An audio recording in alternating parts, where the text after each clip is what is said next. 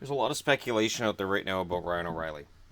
And I want to dig into this a little bit because he doesn't get talked about very much. He doesn't get talked about very much because he plays in Buffalo. And they've been bad for a while. But here's the trick. So the big rumor right now is Montreal is in on him. They're in on him. And that Montreal is willing to give up whatever to get him. And then there was this rumor coming out of the draft that the number 11 and 12 picks by the Islanders were going to go to Montreal in exchange for, I don't know if that would have been 3 or what that would have been. So I'm not going to speculate. And then Montreal would take those 2 picks, ship them to Buffalo, and Buffalo would ship back Ryan O'Reilly. That would have meant Wahlstrom and Dobson for Ryan O'Reilly. Anyways, and I like Ryan O'Reilly, but I think the prices that are out there are a little bit out of whack. Ryan O'Reilly's 27 years of age, and he is in the 3rd year of a 7-year contract. Here's where we are right now. This coming season, $8.5 million, but it's deceptive. So his contract goes $11 million, $9 million, 8.5, and then 4 years at 6. But it is deceptive because he's owed a $7.5 million signing bonus on July 1st. Wouldn't that be nice? To just sit down with your boss and go, yeah, can I get my year's salary in advance? And they go, yeah, sure, why not? It's essentially what happens for O'Reilly every year. He has a $5 million bonus every year after this year's $7.5 million. So when you're looking at his $8.5 million in money, $7.5 million gets paid out on the 1st of July, which is nice. Let's say you're a cash-strapped Carolina team or Arizona team. You can pick him up, pay him $1 million, and accounts for $7.5 million under the cap. That other $7.5 million was paid by Buffalo. Nice of Buffalo to pay that, wasn't it? The reason I bring this up is word has it that if he's traded after July 1st, the price goes up. Buffalo wants more. I'm not sure if they're asking too much. He's had 3 straight seasons of 20-plus goals. He's had 4 seasons of 20-plus goals altogether. He had 61 points this past season. His highest total is 64. He won the Lady Byng in 2014 for the season. He had 2 penalty minutes. This season he had 2 penalty minutes, and he didn't win the Lady Byng. He had 2 penalty minutes. I'm not sure how much more gentlemanly he can get, unless it was a really egregious 2-minute penalty. Anyways, it's one of those awards I've always looked at and thought, this is weird. Most gentlemanly player in the game. I can understand it in the historical videos I'm doing from 19s, 20s, and 30s, but now it just seems weird. The only experience that O'Reilly has is 2 seasons the Avs went to the playoffs. He had 1 goal in his rookie year that they went there in 6 games, and then in 2013-14 in 7 games played, he had 2 goals, 4 assists, 6 points. So is he a playoff performer? We don't really know. We know he's not physical. He has 84 career penalty minutes in 651 games. He has 155 goals, 267 assists, 422 points. Conceding that his 24 goals this past season would have been equivalent of 30 to 35 back in the 80s, early 90s, he's a good player offensively. But his face-off totals are impressive as well. His face-off percentage this year was 60, and for his career it's 55.1. So you're getting a guy who wins face-offs. And he works really hard. I will say Ryan O'Reilly is a very hard worker. I was one that when he got signed and the Calgary Flames had a guy in charge that didn't realize he'd have to pass through waivers in order to get him into a Calgary jersey. This is part of the reason why you don't see offer sheets, because sometimes it makes GMs and assistant GMs look kind of silly in the process. But anyways, I remember when the Flames took that huge risk and they were trying to sign him, I thought, for what? This guy's never really been that good. And that was my honest opinion at the time. And I honestly can say that these numbers don't tell the whole story. His takeaway giveaway ratios. Now, I went through this a lot in the playoffs because I noticed that the good players always had a positive, and the higher the positive, the better the player. Defensively, this past season, his giveaway takeaway, he had 65 takeaways, 39 giveaways.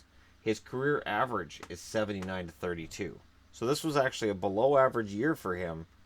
His career average is pretty darn good. Corsi, if you care about Corsi, 54.9% over his career 50.9. So he had an excellent season this past year.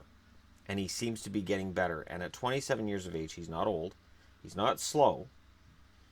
But the asking price reportedly will go up on the first, and they may be looking for as much as 2 first-round picks and a young NHL player. And I don't know that he's worth that much. The Sabres are playing this interesting game. You've got a team that's young and talented, and Ryan O'Reilly isn't old, and you're trying to get back into the playoff picture, and I'm not sure that trading O'Reilly makes a whole lot of sense. And these rumors have been out there for a while. And it's interesting because it was only 2 years ago that they signed him to this 7-year extension with the idea that he's going to be a Sabre forever. But in that 7-year extension, he did not receive a no trade or no movement clause. And I'm sure he's kicking himself for that right now. I'm sure with all these rumors that are out there, he's probably kicking himself and saying, geez, I really wish I had got that. But at the same time, he's got that $7.5 million bonus that shows up at his doorstep on July 1st. I'm just trying to imagine that. Just here's $7.5 million. Every year you've won the lottery. Every year. And then that $1 million pittance you get during the year.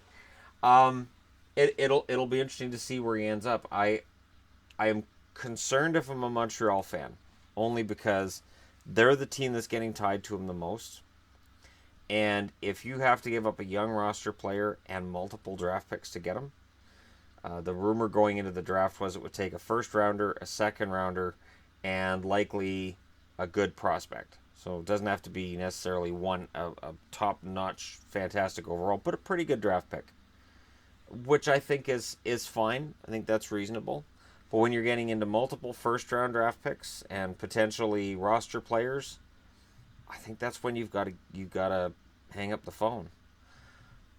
The Sabres have this game that they're playing with this. If they really are intent on trading him, so if this isn't just, well, we'll just listen to offers, then you have to make sure you get back fair value. But if you're overcharging, if you're wanting more than the market will allow, you're really kind of getting yourself into a position that's not advantageous to you or to your fan base or to your team. So what are they going to do? Does Ryan O'Reilly start the season as a Buffalo Sabre? Does he get traded? Or are we here again next year? Because I think if he stays in Buffalo, I think every year we're going to hear rumors he's getting moved out. But as the cap money stays the same, so his cap hit's going to be $7.5 million the whole way through. But as his pay actually drops, his value does go up. But we'll see where it goes. So, question I have for you guys is this. With Ryan O'Reilly's numbers, which are good, his advanced numbers, which are also good, what is he worth? Is he worth multiple first-round picks? Is he worth a young roster player and first-round picks? What do you guys think? Because honestly, I think that if Montreal paid that price, I honestly think they'd regret it. I think we'd be looking at a situation where a team's picking up a guy and they're betting on improvement, a huge improvement, and maybe that pick's a lottery pick next year. So it's a dangerous game that's being played here. The thing is, and this is the question I'm asking myself, is why would Buffalo want to trade a center who gives them really, honestly, yes, that $7.5 million is going to scare some people off, but it shouldn't. If your team is a cap team, if they're up at the cap, then yes. But if the cap hit isn't necessarily going to take you to or over the cap, the actual amount of money you're spending is less than $7.5 million a year. He's already got his 2 biggest paydays done and out of the way. And on July 1st, his last really huge payday, because the other 4 years he only gets a $5 million bonus. So what's $5 million? Hope he saves that 7.5, because $5 million doesn't go as far as it used to. It's crazy money. But I think there's somebody out there that'll pick him up. But will they overpay? So there you go. Ryan O'Reilly trying to figure out his value based off his stats. And do the penalty minute numbers help him or hurt him? Does that mean there are no hits from this guy? I looked. I think he had 42 hits last year. So not awful. Let me know your thoughts, though. What do you think he's worth? We may see him traded in the next few days. We may not see him traded at all until next year.